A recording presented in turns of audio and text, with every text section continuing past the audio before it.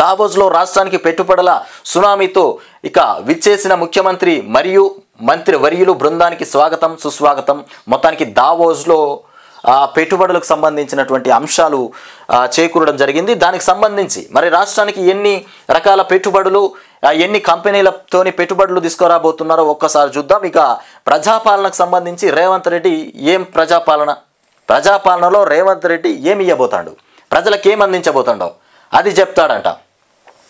పెట్టుబడులతోని రాష్ట్రానికి తిరిగి వచ్చిండు మన ముఖ్యమంత్రి రేవంత్ రెడ్డి అని చెప్తున్నారు. ఒక్కసారి చూడండి ప్రజాపాలనకు సంబంధించి మీకు ఇక్కడ కనిపిస్తున్నటువంటి లిస్ట్ అంతా ప్రజలకు అందించేటువంటి పథకాలు. ఇక్కడ కనిపిస్తున్నటువంటి లిస్ట్ అంతా పెట్టుబడులు, ప్రాజెక్టులు, అంటే మన రాష్ట్రానికి పెట్టుబడులు అట్లాగే ప్రాజెక్టులకు సంబంధించి. ఇక్కడ చూస్తే ఏంటంటే ఒక విషయం, ఇక్కడ మనకు మొత్తానికి పూర్తయిపోయినటువంటి అంశం ఏంటంటే గృహజ్యోతి పథకం ద్వారా 200 యూనిట్ల ఉచిత విద్యుత్తు పంపిణీ. ఇది మీకు వచ్చిందా? వస్తే వచ్చిందని చెప్పండి, రాకపోతే రాలేదని చెప్పండి. కామెంట్ రూపంలో తెలియజేయండి. 200 యూనిట్ల కరెంటు, ఉచిత కరెంటు మీకు వచ్చిందా? వస్తే వచ్చిందని చెప్పండి. ఇకపోతే చేయూత పథకం ద్వారా 10 లక్షల వరకు రాజీవ్ ఆరోగ్యశ్రీ ఇన్సూరెన్స్ పెంపంట. చేయూత పథకం ద్వారా 10 లక్షల వరకు రాజీవ్ ఆరోగ్యశ్రీ ఇన్సూరెన్స్ పెంపు. ఇది రాజీవ్ ఆరోగ్యశ్రీ అనేది బంద్ అయిపోయింది అనేటువంటి వార్తలు అయితే మనం చూసినాం. ఆరోగ్యశ్రీని పక్కన పెట్టేసారు. ఇప్పుడైతే ఆరోగ్యశ్రీ రన్నింగ్లో లేదు. వాళ్ళకే కొన్ని కోట్ల రూపాయలు చెల్లించాల్సినటువంటి పని ఉంది ప్రభుత్వం, అందుకే ఆరోగ్యశ్రీని పక్కన పెట్టేసారు. ఇది కూడా ఫెయిల్. ఇక ఒకే సంవత్సరంలో ఒకే దఫాలో 30,000 కోట్ల రుణమాఫీ అయిందా? ఇది చేద్దామనుకున్నట. ఇవన్నీ అబద్ధపు మాటలు. ఎట్లా రాసుకొచ్చినారా? అది ఒకే దఫాలో ఒకే సంవత్సరంలో 30,000 కోట్ల రైతు రుణమాఫీ. సంవత్సరం దాటిపోయింది ఆల్రెడీ. మరి అయిందా రుణమాఫీ? ఇది కూడా కాలే. ఇది బోగస్.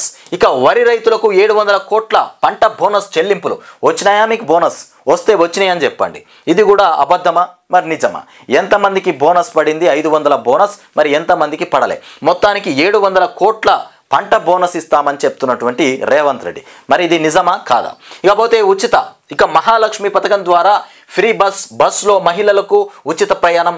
ఇప్పటి వరకు 60 లక్షల మంది ప్రయాణమట. ఇక 500కే గ్యాస్ సిలిండర్. ఈ ఉచిత ప్రయాణం ఓకే అయిపోయింది. 500కి గ్యాస్ సిలిండర్. ఉచిత ప్రయాణం గురించి కూడా చెప్పండి. ఉచిత బస్సులో ఉచిత ప్రయాణానికి సంబంధించినటువంటి విషయాలు కూడా చెప్పురు. ఇక జాబ్ క్యాలెండర్ 58,000 ఉద్యోగాల భర్తీ. ఇది కూడా సక్సెస్ అయిందా కాలేదా? ఇక 10 ఏళ్ల తర్వాత గ్రామ సభలు, పాత బస్తీకి మెట్రో పరుగులు. 10 ఏళ్ల తర్వాత గ్రామ సభలట, పాత బస్తీకి మెట్రో పరుగులట. ఇకపోతే 11,000 కోట్లతో అర్హులందరికీ 6 కిలోల సన్న బియ్యం, 40 లక్షల మందికి లబ్ధి. 6 కిలోల సన్న బియ్యం అట.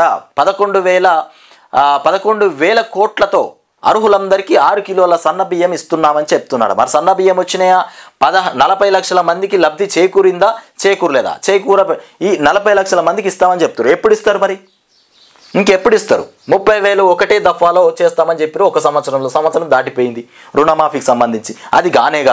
ఇకపోతే ఇందిరమ్మ మహిళా శక్తి ద్వారా మహిళా సంఘాలకు సౌర విద్యుత్ ప్లాంట్లట. ఇక అర్హత ఉన్నటువంటి ప్రతి పేద కుటుంబానికి ఇందిరమ్మ ఇల్లు, రేషన్ కార్డులు. ఇక డ్రగ్స్ నిర్మూలన పైన ఉక్కుపాదం. నేతన్నలకు అభయహస్తం.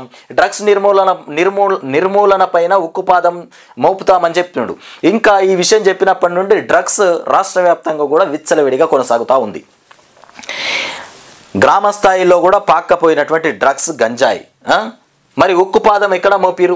ఇందిరమ్మ ఆత్మీయ భరోసా రైతు కూలీలకు 12,000 అంట.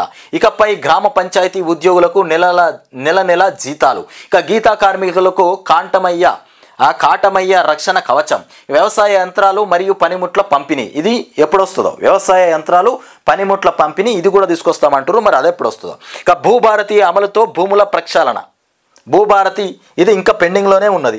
ఈ భూభారతి కాస్త అంత గందరగోళం సృష్టించి ఆగం చేసి పడేసిండు రేవంత్ రెడ్డి. ఇక దావోస్ నుండి 2025 రూపాయలు 1,78,000 కోట్ల రూపాయలు. 78,000 కోట్లు 50,000 ఉద్యోగాల కల్పననట. దావోస్ నుండి తీసుకొచ్చినటువంటి పెట్టుబడులు ఇవి. దావోస్ నుండి 2024 రూపాయలు 43,000 కోట్లంట. ఇక ఫ్యూచర్ సిటీ, ఆ 4th సిటీ. ఇక పుంజుకున్నటువంటి రియల్ ఎస్టేట్ ఎక్కడైనా పుంజుకుందా? పూర్తిగా స్తంభించిపోయింది. రాష్ట్రంలో డబ్బులకు కరువైపోయింది. మరి రియల్ ఎస్టేట్ పుంజుకుందని చెప్తుండు. గృహ విక్రయాల్లో 12% ఇక వృద్ధి. నైట్ ఫ్రాంక్ ఇక ఇండియా. ఇక రీజనల్ రింగ్ రోడ్డు, వరంగల్లోను నూతన ఎయిర్పోర్టు, ఇక under drainage, integrated residential schools అంట, ఇక నారాయణపేటలో ఇక కొడంగల్ లిస్ట్, ఇక ఇరిగేషన్, సీతారామ ప్రాజెక్టు మరెన్నో, ఇక అడ్వాన్స్ టెక్నాలజీ ఇక సెంటర్స్ నిర్మాణం, మూసీ ప్రక్షాళన పునరుజ్జీవం, కాలుష్యం ఇక కట్టడికి ఎలక్షన్స్, ఎలక్ట్రికల్ వెహికల్ పాలసీ అంట, ట్రాఫిక్ ఫ్రీ హైదరాబాద్. ఇవి అంశాలు. మొత్తానికి రాష్ట్రానికి కావాల్సినటువంటి పెట్టుబడులు, ప్రాజెక్టులు, ఇటు పోతే ప్రజాపాలన. మరి ఇవన్నీ సక్సెస్ అవుతున్నాయా, అవ్వట్లేదా? అయితే అయినాయి అని చెప్పండి, లేకపోతే కాలేదని చెప్పండి. ఇది ఆంధ్రజ్యోతిలో వచ్చినటువంటి ప్రకటన. ఆంధ్రజ్యోతి వాళ్ళు రాసుకొచ్చిరా ఈ లిస్ట్ మొత్తం. ఒక విషయం ఏంటంటే, నిన్న మొత్తానికి రేవంత్ రెడ్డి రాష్ట్రానికి తిరిగి వచ్చిండు.